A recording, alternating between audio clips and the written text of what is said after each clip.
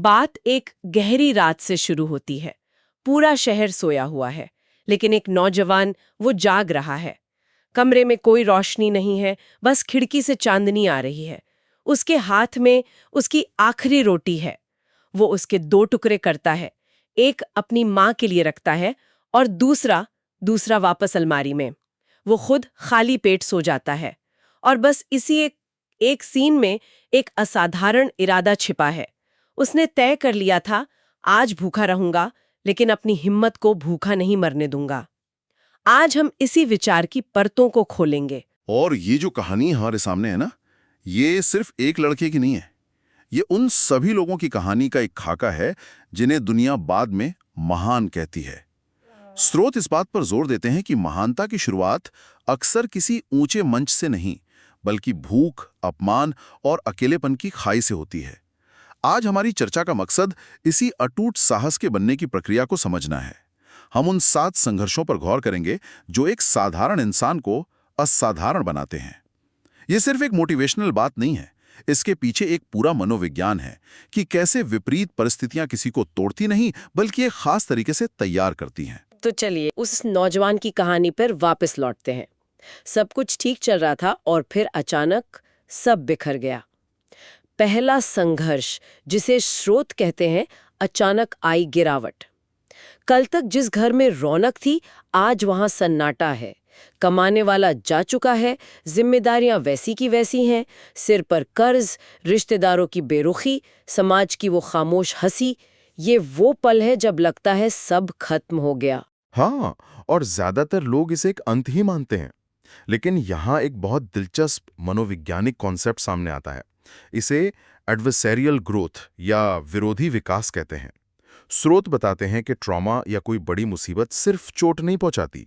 कुछ लोगों में ये सहानुभूति, आत्म जागरूकता और जीवन के प्रति एक गहरी समझ भी पैदा कर सकती है।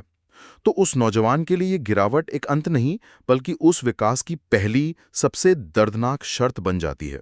मतलब ये कहना कि मुसीबत अपने आप में अच्छी चीज नहीं है, लेकिन ये एक संभावना पैदा करती है कुछ बनने की। बिल्कुल, ये एक दरवाजा खोलती है। अब ये आपके ऊपर है कि आप उस दरवाजे से गुजरते हैं या उसके सामने बैठ के रोते रहते हैं। यहीं पर नजरिए का वो बड़ा बदलाव आता है, जब इंसान ये सोचना छोड़ देता है कि ये मेरे साथ क्यों हो रहा है, और ये सोचना शुरू करता है कि ये मुझे क्या सिखाने के लिए हो रहा है। ये पहली मानसिक जीत है। तो हालात को एक शिक्षक के रूप में देखना पहली जीत है। लेकिन अक्सर आर्थिक गिरावट के साथ एक और चोट लगती है, जो शायद उससे भी ज्यादा गहरी होती है, लोगों का बर्ताव। ये हमें दूसरे संघर्ष की तरफ ले जाता है, अपमान की आग।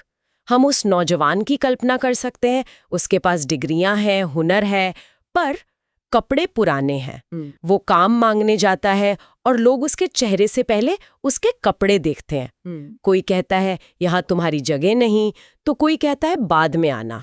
देखिए, ये बाहरी और भीतरी आत्मसम्मान के बीच का एक सीधा टकराव है।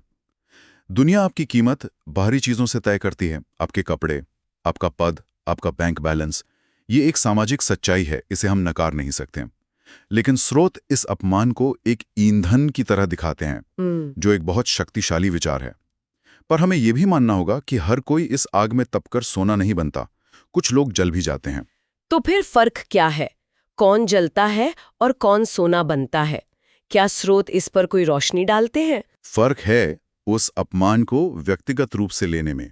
जो इंसान ये मान लेता है कि अगर ये लोग मुझे बेकीमत कह रहे हैं तो मैं सच में बेकीमत हूं, वो जल जाता है। लेकिन एक अटूट साहस वाला व्यक्ति अपनी कीमत खुद तय करता है। वो उस अपमान को एक जानकारी की तरह देखता है। ओके, दुनिया ऐसे काम करती है, ना कि अपनी सच्चाई की तरह। वो उस नौजवान की तरह मन में सोचता है, आज जो ठुकरा रहा है कल वही पहचान मांगेगा। ये घमंड नहीं, ये आत्ममूल्य की गहरी समझ है। और ये लड़ाई जब बाहर से बहुत ज्यादा हो जाती है तो अक्सर अंदर भी शुरू हो जाती है। यहाँ से लड़ाई और भी निजी हो जाती है। तीसरा संघर्ष है खुद से लड़ाई। जब रात को अकेले में मन कहता है छोड़ दे, अब नहीं होगा, और आत्मा की एक धीमी सी आवाज कहती है एक बार और कोशिश कर। ये शायद सबसे मुश्किल लड़ाई है ना? मनोविज्ञान में इसे निर्णायक क्षण या डिसीजन पॉइंट कहते हैं। लेकिन इसे और गहराई से देखें तो ये हमारे दिमाग के दो हिस्सों की लड़ाई है। एक तरफ हमारा लिम्बिक सिस्टम है जो आराम चाहता है, डर से बचना चाहता है, तत्काल संतुष्टि चाहता है। ये कहता है छोड़ दो, सो जाओ, ये बहुत मुश्किल है। दूसरी तरफ हमारा प्रीफ्रंटल कॉर्टेक्स है जो हमारे बड़े लक्ष्यों, हमारे सिद्धांतों और हमारी इच्छा शक्ति का केंद्र है। ये कहता है नहीं, ये करना जरूरी है। उस नौजवान के लिए उस अंधेरी रात में खुद से किया गया फैसला, अगर आज डर गया तो पूरी जिंदगी डरता रहूंगा, ये असल में उसके प्रीफ्रंटल कॉर्टेक्स की जीत थी। वाह, तो ये सिर्फ एक भावनात्मक लड़ाई नहीं है, ये एक न्यूरोलॉजिकल लड़ाई है। बिल्कुल। और जब कोई ये लड़ाई बार बार जीतता है तो शायद उसका दिमाग भी उसी तरह से मजबूत होता जाता है। हाँ, हिम्मत एक मांसपेशी की तरह है। आप इसे जितना इस्तेमाल करते हैं, ये उतनी ही मजबूत होती जाती है। और इस अंदरूनी लड़ाई में जीत का एक अजीब नतीजा होता है जो हमें चौथे संघर्ष की तरफ ले जाता है। हाँ, ये थोड़ा अजीब है। आप सोचते हैं कि जब आप मजबूत बनेंगे तो लोग आपके साथ जुड़ेंगे, लेकिन स्रोत कहते हैं कि इसका ठीक उल्टा होता है। चौथा संघर्ष अकेलापन। सफलता के रास्ते पर भीड़ नहीं होती, दोस्त छूट जाते हैं क्योंकि उनकी और आपकी मंजिलें अलग हो जाती हैं। लोग बदल जाते हैं क्योंकि वे आपके जुनून को समझ नहीं पाते। फोन बजना बंद हो जाता है। यहाँ स्रोत प्रोडक्टिव सॉलिट्यूड और डिस्ट्रक्टिव आइसोलेशन के बीच फर्क करते हैं। डिस्ट्रक्टिव आइसोलेशन वो है जब आप दुनिया से कट जाते हैं और कड़वाहट से भर जाते हैं। लेकिन प्रोडक्टिव सॉलिट्यूड एक जरूरी प्रक्रिया है। जब तक हमारे आसपास लोग होते हैं, हम अक्सर उनकी राय, उनके वैलिडेशंस पर जीते हैं। लेकिन जब कोई नहीं होता, तब हमें खुद से पूछना पड़ता है कि हम असल में क्या चाहते हैं। लेकिन क्या हर तरह का अकेलापन फायदेमंद है? एक इंसान को कनेक्शन की भी तो जरूरत होती है। नहीं नहीं, बिल्कुल नहीं। क्या स्रोत ये कहते हैं कि ये हमेशा के लिए अकेले हो जाने की बात है? नहीं, ये एक दौर है। ये आरी शोर और निर्भरता को खत्म करने का एक दौर है। उस सन्नाटे में, जैसा कि उस नौजवान के साथ हुआ, उसे अपनी आवाज सुनाई देती है जो कह रही थी तू सही रास्ते पर है। ये आत्मनिर्भरता का जन्म है। एक बार जब आप खुद के साथ सहज हो जाते हैं, तब आप दूसरों के साथ और भी गहरे और स्वस्थ रिश्ते बना पाते हैं, क्योंकि अब आपको उनकी मंजूरी की जरूरत नहीं होती। अकेलेपन की इस भट्टी से निकलने के बाद जब इंसान खुद को जान लेता है, तब किस्मत दरवाजा खटखटाती है। ये है पांचवां संघर्ष, मौका और डर। एक दिन एक बड़ा मौका मिलता है, ऐसा मौका जिसका सालों से इंतजार था। लेकिन उस मौके को पकड़ने से पहले हाथ कांप रहे हैं, आवाज भारी लग रही है, मन में शक है, क्या मैं इसके काबिल हूं? ये बहुत दिलचस्प है। स्रोत यहाँ डर को एक डेटा पॉइंट या एक सिग्नल के रूप में पेश कर रहा है। आमतौर पे हम डर को रुकने का संकेत मानते हैं। शरीर विज्ञान के नजरिए से डर एमिग्डाला हाईजैक की तरह महसूस हो सकता है, जहां हमारी सोचने समझने की शक्ति कम हो जाती है। लेकिन यहाँ का तर्क ये है कि उस शारीरिक प्रतिक्रिया को एक सिग्नल की तरह इस्तेमाल किया जाए। सिग्नल? किस बात का सिग्नल? इस बात का सिग्नल कि ये चीज आपके लिए बहुत मायने रखती है। जितना बड़ा डर, उतना बड़ा मौका। डर इस बात का सबूत है कि आप अपने कंफर्ट जोन की सीमा पर खड़े हैं और उसके पार ही विकास है। तो उस नौजवान को जो डर लगा, वो उसकी काबिलियत में कमी का संकेत नहीं था, बल्कि उस मौके के आकार का संकेत था। ये डर को मैनेज करने का एक कॉग्निटिव रीफ्रेमिंग टूल है। वाह, ये सोचने का तरीका तो बिल्कुल उल्टा है।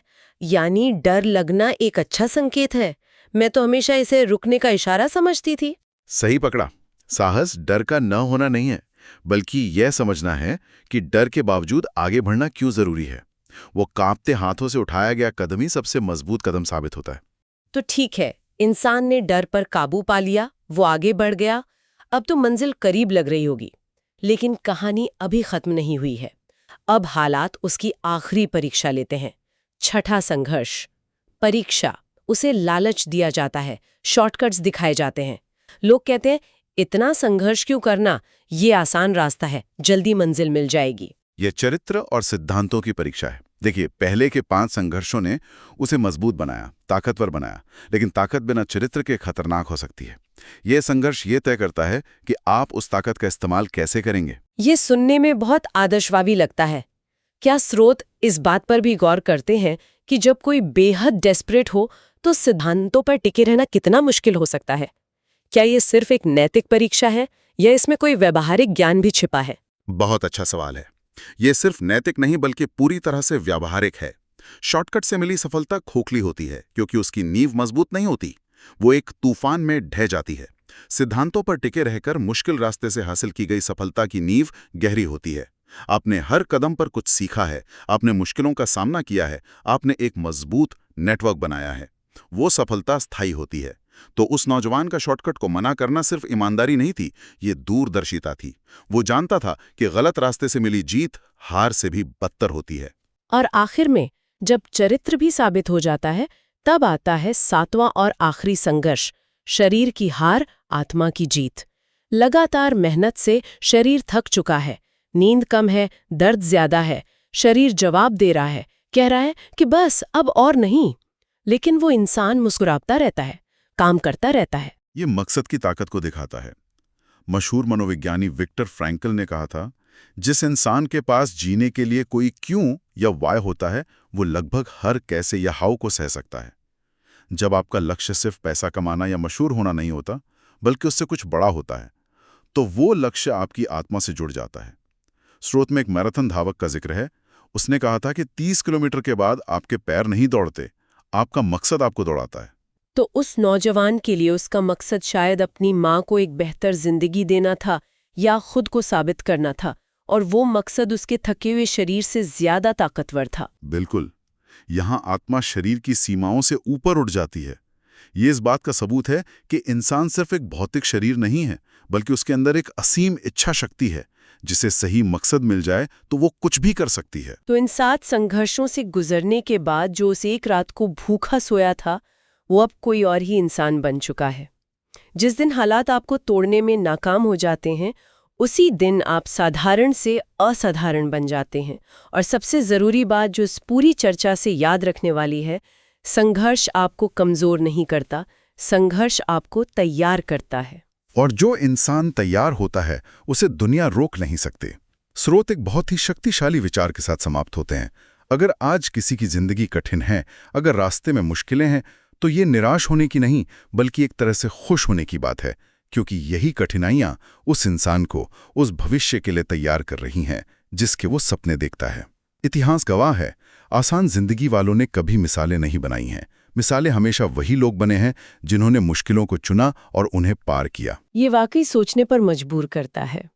अगर हर संघर्ष हमें किसी बड़ी चीज के लिए तैयार कर रहा है, तो ये सवाल उठता है कि किसी के जीवन का मौजूदा सबसे बड़ा संघर्ष उसे भविष्य की किस बड़ी जीत के लिए तैयार कर रहा होगा।